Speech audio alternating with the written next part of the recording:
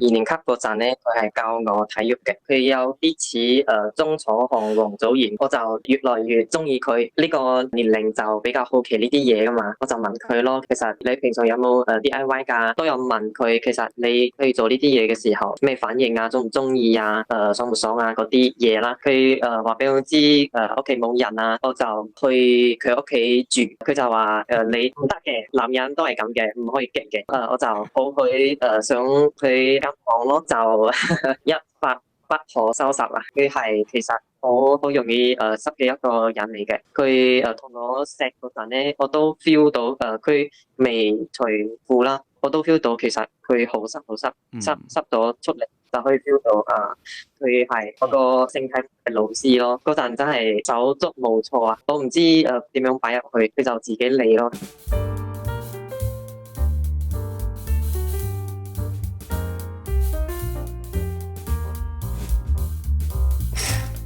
歡迎翻到嚟情感關注組，我係何詩。我知瑜，子瑜啊，你細個咧有冇幻想過同啲老師拍拖？冇啊，咁你有冇暗戀過啲老師啊？好難喎！我年代啲老師咧真係老師嚟㗎，冇乜後生。OK， 嗱咁咧，今集呢個事主咧就係佢咧大個咗，係翻去小學見翻佢以前個老師，佢發覺你講到去坐時光機咁嘅，點解翻去？唔係，即係佢翻去探老師，係啦。咁咧就咧發覺咧以前個老師哇仲係好靚，喺佢細個已經覺得佢好靚㗎啦。咁咧跟住攞翻 contact 啦，跟住咧佢哋咧仲一齊做，真係一齊到。一齊到，哇！咁但係咧，咁你諗下，小學嘅老師翻去啦，咁當年年紀都相差有啲距離，相差幾多咧？我哋打俾佢問下佢啊。好，係啦 Marco， 好似仲有啲問題要我哋幫佢解決。Hello Marco 啊，唔該。你好，我係 Marco。係呢度係情感關注咗嘅子瑜。Hello，我係何詩。你哋好。你好 ，Marco，我哋睇到啦，你係食咗，即係用食咗係咪幾咩咧？係啦，食咗 PE 老師。係係嘅。好，我哋直接開始啦。點解會發生咗件咁嘅事咧？個故仔係咁，首先我要戴翻頭盔先，因為我母語咧就唔係廣東話嘅，我係講華語嘅，所以可能有少少棘水，有啲口音咧就唔好介意啦。佢係我嘅小學老師嚟嘅，二年級嗰陣咧佢係教我體育嘅。咁嗰陣我就覺得佢好靚啦，但係嗰陣未發育啊嘛，就冇咩嗰啲幻想啦。咁舊年嘅時候咧，我就翻我嘅母校去探嗰啲老師啦，因為我要搬家咁樣。我就同嗰啲老師傾偈，我就突然間諗到佢呢個老師，我就叫佢 X 老師啦。我就問咯，呢個 X 老師仲有冇喺呢間學校教書咧？佢哋話有啊。咁突然間咧，佢就出現喺食堂嗰度。我就同佢影相咯，佢都好歡迎。咁我哋交換咗嗰個電話IG 咁樣。咁我哋就開始傾偈咯，傾偈每日咁樣就日久生情咁樣。係問少少先，嗱你當時翻去嗰陣時幾多歲？24歲。OK， 咁另外我哋俾個名呢個 Miss 啊，唔好 X 老師，好似好翹口咁樣。Miss Wong 啦，係啦，好嘛？Miss Wong 啦。OK，係啦。OK，好唔好啊？好啦，咁日久生情啊，跟住傾下就日久生情啦。使唔使形容下佢個樣咧？佢要啦，唔係幾多歲啦？係啊。我係揾咗一啲香港嘅女明星嘅，我覺得佢有啲似鐘楚紅、王祖賢嗰啲。哇！喂，頂級嚟嘅喎。佢就係肉感少少嘅，但係我見佢嗰陣咧，佢就比較瘦，但係面就有啲肉，眼就好大啦，個身材都好好嘅。哇！你2年班已經咁識欣賞女性啊？2年班嗰陣咧，我記得嘅佢啦，就身材好好啦，但係佢面咧就有啲青春痘咁樣嘅。但係我都因為都10幾年過去啦，我都唔係好記得清楚啦。但係舊年我翻去嗰陣咧，我就覺得佢真係好靚。等見到佢咧就開始有少少咁小鹿亂撞啊，點樣講？小鹿亂撞。就係啦。咁咧，我哋就去到5月嗰陣，我就約佢啦。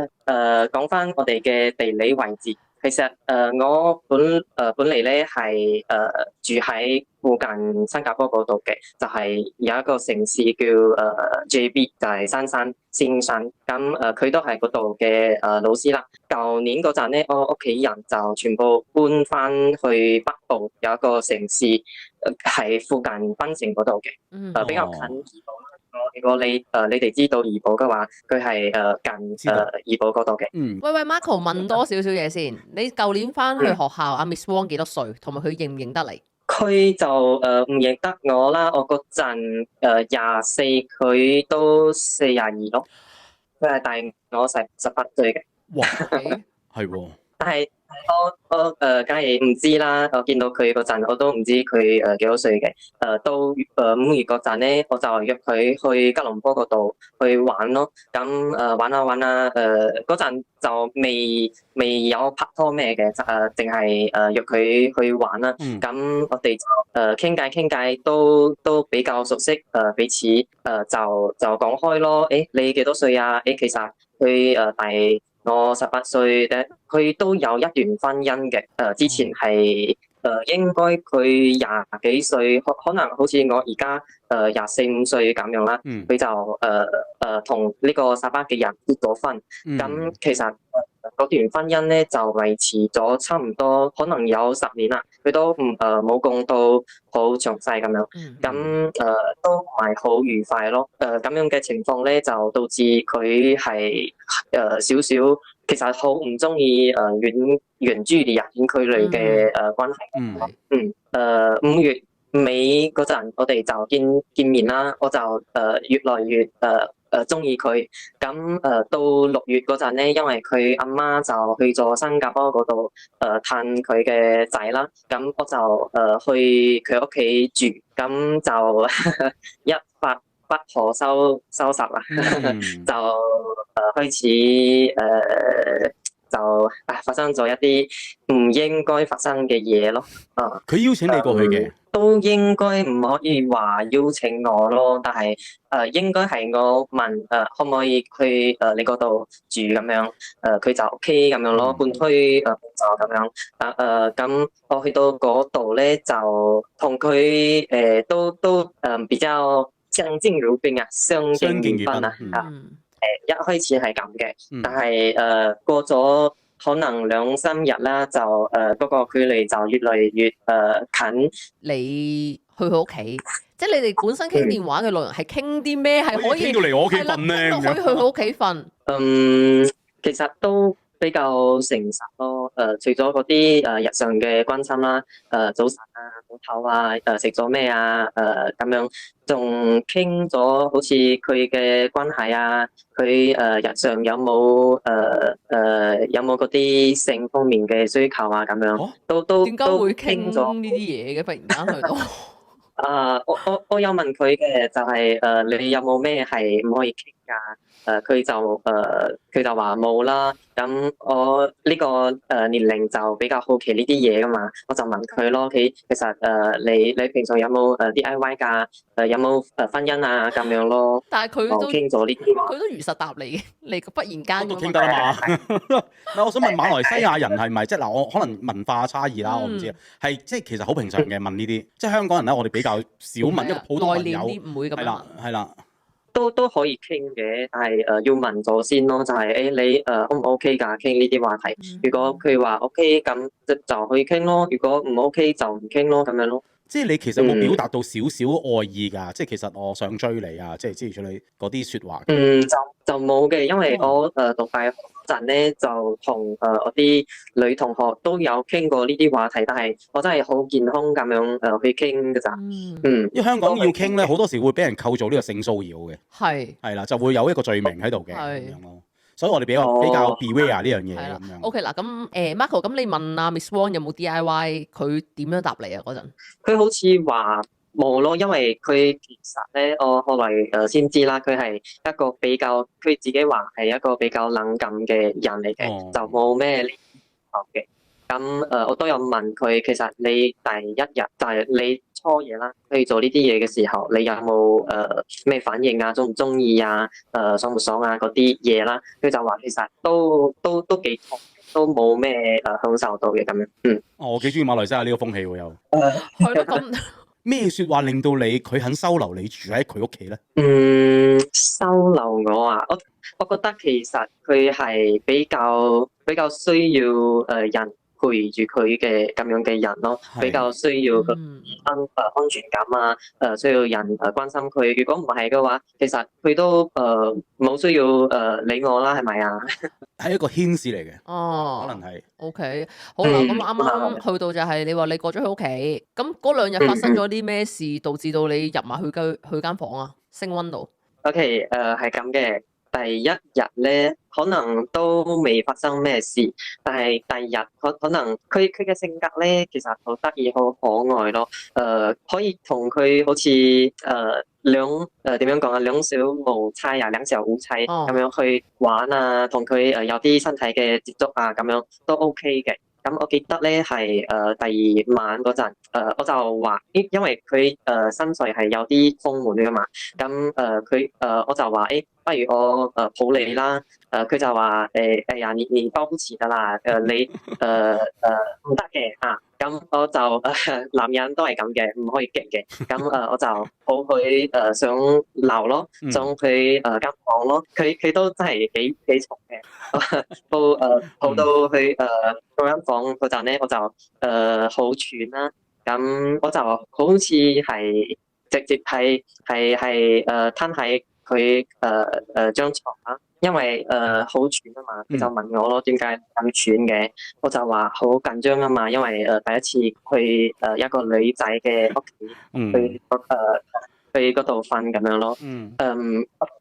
OK， 我喺大學嗰陣咧有一段關係初戀嚟嘅，但係嗰陣咧就未有嗰啲kiss 啊性關係啊，完全係冇嘅，係拖手啊kiss 塊面啊咁樣即係咁呢段關係其實都未確定關係嘅，但係我就覺得其實係第一次喎，去一個女仔嘅屋企咁樣，我就好緊張啦。咁我哋就攬都未食嘅，但係好似就開始我摸佢個背咯，因為唔敢仲唔敢摸佢第二啲部分啦，就摸佢個背，佢都冇拒絕嘅。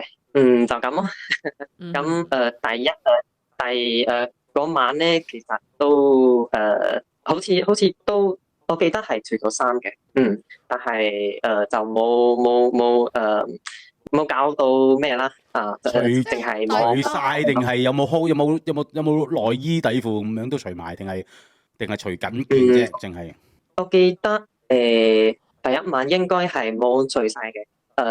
第二晚咧就有除晒，仲係有試下擺入去，但係未成功。即係你再過一日，即係你抱佢上樓係第一晚。就摸背都係第一晚，除衫都係第一晚，但係冇除晒，亦都冇進行性。即係可能淨係除咗面衫，就係有摸下佢背脊成，乜都冇搞。有冇錫？係錫好似都有嘅，我仲記得佢係好熱情咁樣。仲伸咗條脷咁樣，因為我唔知點樣去 kiss 啊，因為我未 kiss 過噶嘛。佢嗰個性體嘅老師咯，呢個方面。除咗 PE 老師之外，性老師。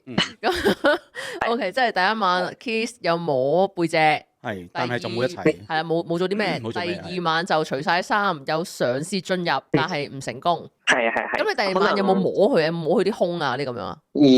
有啊，我記得都有嘅，都有啲前戲嘅，就佢個胸咯，kiss 佢啊，條頸啊，咁樣咯，摸佢個佢個點啊咁樣咯。有冇錫佢下邊啊？即係有冇用口啊？你哋？冇嘅。到而家都冇嘅。我記得咧，佢係其實好容易濕嘅一個人嚟嘅。佢同我錫嗰陣咧，我都 feel 到佢未除褲啦，我都 feel 到其實佢好濕咗出嚟，就可以 feel 到咁其實開始嗰陣咧係佢自己除咗個褲嘅，因為我唔敢約住啊，不敢做咁樣啦，因為佢始終係老師，係開始都係佢主動嘅。咁到到第三晚先至成功入去，就好爽，就好似另外一個世界咁樣咯。但係都冇內射嘅，好似都但係有帶套嘅。其實冇咯，但係好似冇射到咯，就淨係擺入去，都冇射到咯。咁你完全唔識噶嘛？全程佢 lead 住你啊？都唔係全程佢 lead 我啦，但係佢就自己佢就自己幫我擺入去咁樣咯，因為我記得我嗰陣真係手足無措啊，手足無措啊，我唔知點樣擺入去，佢就自己嚟咯咁樣咯。咁但係點解唔成功咧？即係你直頭冇射到嘅嗰晚都。可能你緊張咯。因為始終係第一、第二次都真係好似最尾係我自己打到出嚟咯。即係喺佢隔離自己打出嚟嘅。係。好啦，第三次我都唔慳做成功喎。如果係咁嘅話，但係你係有進入過噶嘛？都有，係即係只不過就唔成功喺裏邊度射啫。係咯，可能都有一個心理關口啦，就驚話射嘅話係有咩風有 BB 啊咁樣咯。咁點解唔準備套咧？都第三晚啦。好慢。咩啊？就令到龍時冇諗咁多咯，真係。OK。喂，咁你做呢樣嘢，但係你又唔成功啊？老師個反應係點樣？即係個過程。佢都話第一晚濕晒啦，係咯，到第三晚啦。佢其實由頭到尾咧都對於呢啲性關係唔係好佢。OK， 如果你要嘅話咧，佢可以接受嘅，但係佢唔會主動話我想要啊，可唔可以做啊咁樣咯？都係我主動去食佢啊，去摸佢啊，佢先至有啲反應俾我咁樣咯。因為好似話佢有啲冷感噶嘛。係咯，真係成日又會濕晒喎。係咯，你話佢冷感，但係你又話佢大佬濕到出嚟喎。OK，分開身體同心理嘅。身體咧，佢真係好敏感，好容易濕嘅。但係佢個心理情面咧，就唔係就唔係好中意去搞嘢咯咁。因為佢始終到依家咧都未試過高潮。即係口裏說不，身體佢很誠實。冇錯，我哋有個 terms 係咁嘅。係，但係。都未試過高潮喎，我都有問過佢，其實你有冇爽到啊？有冇高潮啊？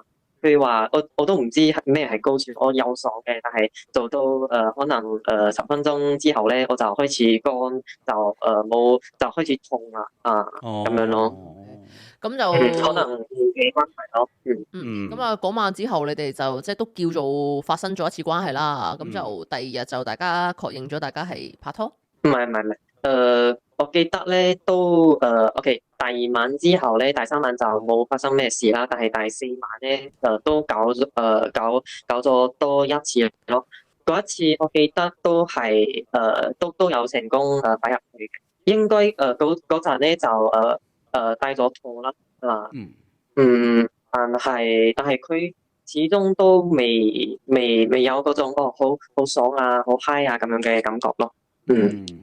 過咗一個禮拜咧，到7月1號嗰陣，佢先至確認話，我哋 OK 啦，試下做男女朋友咁樣咯。前幾次咧，其實都係未確認關係嗰陣，但係上咗4晚床以上咯。係咯。係嘅，就每晚都係瞓喺佢間房咯。係咪每次你都問佢啊？即係每次做完一次咁樣，你都問佢。咁我哋而家咩關係啊？咁我哋咩關係啊？直至到第7日，佢先確認話好啦，我哋係男女朋友啦咁樣。冇。咁佢點解無端端提起話我哋而家咩關係？係咯。可能就其中一次搞嘢之後，我就問佢咯。其實我哋都搞咗嘢啦。咁我哋而家係咩關係啊？咁樣佢就考慮咗佢幾日就應承咗咯。好啦，咁開始拍拖啦。之後點咧？都好 sweet 嘅。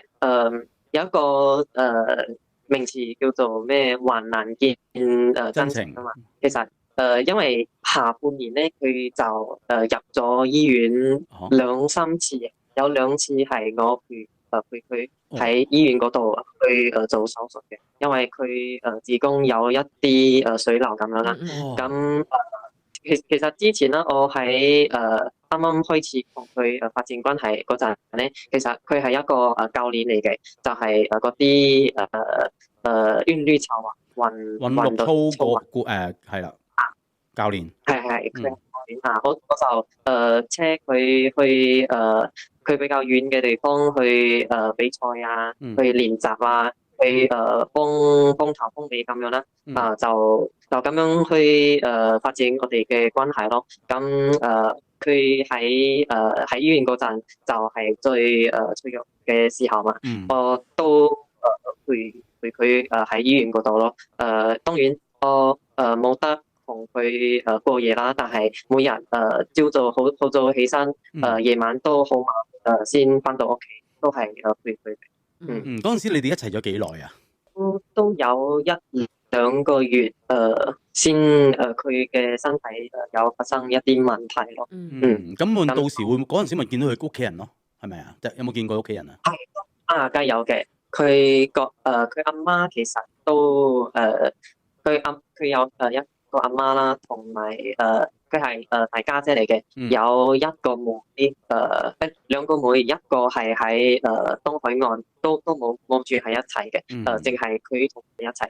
佢妹咧住喺另外一個屋企啦，咁同埋個細路咧都係喺新加坡咁樣嘅。佢阿媽咧其實都 OK 嘅，我住喺佢屋企嗰陣。佢因為嗰陣時我唔知佢點樣同佢阿媽講啦，但係佢阿媽都深刻接受咗我哋嘅關係咯。但係我都知佢係有少少唔同意，因為始終嗰個年齡嘅差距太大啦咁樣。咁呢個妹啊細佬啊都有少少支持，但係都有提佢咯，就係始終年齡差好多，擔心就話如果真係結咗婚啊，可能喺好多層面會有問題咁樣咯。始終佢個妹同細佬都應該大過你。係咯。都大過我嘅。係。咁你屋企人咧知唔知啊？之後就知道咯。我同我講，佢都好震驚，我阿爸都好震驚，點樣揾一個咁大嘅女朋友。但係都冇計咯，都拍咗拖，有咩辦法啫？可能你阿爸都記得呢個 PE 老師2年班嗰陣時啊嘛，哇，鍾楚紅、王祖賢咁樣嗰個啊嘛，可能佢有啲印象。冇，我吸氣冇。咁阿 PE 老師入咗醫院之後，你哋點樣啊？即係佢有冇事啊？身體都有切咗嗰啲嘢出嚟咯，其實嗰個嘢就好似嗰啲雞嘅咩器官咁樣。其實我有見到嗰啲相嘅，但係就真係好核突咯。到而家你都間唔中去會話我肚好痛啊，呢度痛嗰度痛，都有啲副作用嘅。但係就冇入醫院咁樣咯。咁之後你哋嘅關係咧，即係你哋個到年尾嗰陣咧，其實我有佢都有開一間補習中心嘅，我有去佢嗰度教書咁樣啦。咁嗰陣就係因為呢個原因咧，我就住喺佢屋企，因為我屋企人搬咗翻去北部嗰度嘛。咁我就咁樣好似名正言順咁樣住喺佢屋企。咁但係嗰陣我有一個好 strong 嘅 feeling， 就係我唔敢去見人嘅，就包括佢嘅細佬，佢個妹我就 OK， 但係佢個細佬啊，當可能我哋初一陣佢哋會翻嚟拜啲祖先嘅時候，我就唔係好敢出去嗰間房咯，因為就驚會有啲閒言閒語咁樣咯，就好似唔係好開心，但係又冇咩好大嘅事情發生咁樣咯。呢個係你即係自己唔想出嚟啊，定係佢叫你唔好出嚟啊？冇，其實佢一直以嚟咧都冇話你唔可以出嚟啊，你淨係關喺呢度。係我自己有少少驚，有尷尬咯。係嘅。咁呢件事佢會唔會覺得你？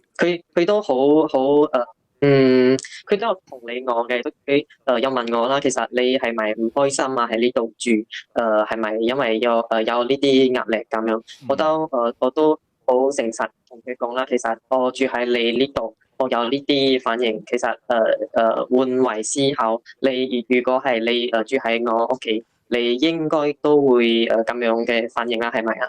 咁就。但係又冇咩辦法喎，因為始終嗰個事實係擺喺嗰度嘅。咁就到今年嘅新年嗰陣咧，我就又冇咩事件係嗰個trigger引致到我決定咗要搬翻去北部啦。但係我都同佢講我就唔可以喺你呢度住啦，我要搬翻去我屋企人住啦。咁都有一個原因係我阿嫲係喺東海岸嗰度，就又係一個好遠嘅地方。佢都75歲都要退休。咁我想翻去嗰個北部嘅近義嗰度啦，就去嗰度退休咁嘅。咁佢都冇咩，佢得梗係好唔捨得啦。佢都講明唔中意遠距離啊嘛，但係都冇咩立場去拒絕我咯。咁我就搬咗翻去咯。到我記得係正月16啊，好似就係檳城嗰度有一個好大型嘅拜天公嘅嗰個慶祝嘅時候咧，我就同佢有去檳城嗰度玩嘅。咁嗰陣我哋又好 sweet 啦，又好似住喺嗰度3晚，咁有2晚我哋都有搞嘢嘅。都喺心理同身體上咧都仲係好 sweet 咯，仲係好唔捨得分開去斷咗呢段關係咯。咁我fast forward 啦，佢翻咗去，咁我哋就遠距離關係就淨係用Facebook Messenger 啊，用WhatsApp 啊咁樣去溝，始終都佢覺得係冇嗰個溫度咯。但係我就覺得 OK 嘅。咁仲有一個問題咧，就係佢好想要一個 BB 嘅，自己生嘅 BB，但係我就覺得 OK，你年紀比較大啦，要生 BB， 生嘅話好危險嘅。第二，其實我自己咧就唔介意冇 BB 啦。第三，我其實係可以接受去領養一個BB 嘅。佢就比較堅持要有自己嘅 BB 咯。但係最近咧又話不如我是但去揾一個男仔去生 BB 算啦。咁樣。佢子宮唔係有事咩？唔係佢切嗰啲水瘤啫嘛。即係唔關係，切咗就冇嘢噶啦。係啊。Marco，你今日打嚟呢個電話，其實你係咪想問下我哋意見？你應唔應該繼續呢段關係？係，梗係啦，因為其實到而家咧，我都 feel 到佢其實有啲好似開始冷淡咗啊。呢段關係始終都遠距離㗎嘛。就唔知道要點樣去發展落去咁樣咯。嗱，我哋即係我同子宇都了解咗，即係你哋點樣相遇翻，然之後點樣一齊，同埋呢家就即係中間大家經歷過一啲事，再去到呢家個事件發生到咁樣啦。我就建議你斷咗佢咯，因為其實你都已經講咗一樣嘢出嚟咧，係我都幾敢肯定。你哋都未必可以行到好耐，就係啱啱你講話佢想要小朋友，你暫時唔想住。即係其實佢想到一個程度，就係佢想去領養啊，去到係或者揾個男人。係啊，揾個男人或者係啦嗱，你應該係話你叫佢領養，但係佢係寧願去揾個男人。咁即係其實佢真係好想要一個自己嘅親生骨肉咯，而唔係你諗到嗰樣嘢話咩領養兩樣嘢嚟嘅。係啊，淨係呢樣嘢已經係嗰個價值觀上有少少唔一樣咧，我覺得就長痛不如短痛。子瑜你覺得？因為佢你講埋先，講埋先，因為咩？因為我始終覺得我而家嘅經濟嘅能力就唔係好好嘅，就我有工作啦，但係要喺呢個年齡去養一個仔咧，就梗係唔容易啦。但係佢嗰個立場咧，佢都唔算係好有錢，但係因為佢係小學老師啫嘛。但係佢覺得，因為而家佢個阿媽都60幾歲，佢細佬啊。妹啊都有自己嘅家庭，佢就覺得第日如果阿媽都走咗，阿爸好早就冇咗啦，咁佢點算啊？咁樣就好想要一個仔咁樣咯。我就覺得唔好諗個仔唔仔住，即係呢係之後你哋發展係點樣？我就覺得你想唔想仲同佢一齊先？即係你嗱，一來住遠咗啦，你哋嘅最近話冷淡咗啦，你自己嘅心態嗱，一個大你18年，你自己。